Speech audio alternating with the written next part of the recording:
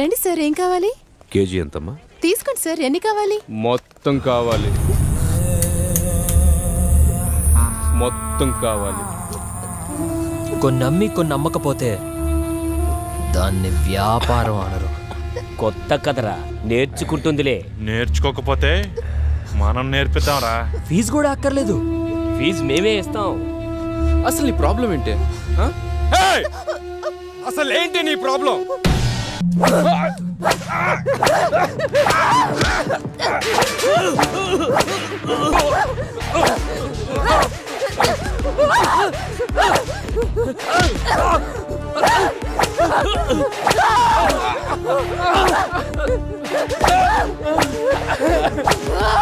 ఎవడ్రా మా వాడిని కొడుతుంది?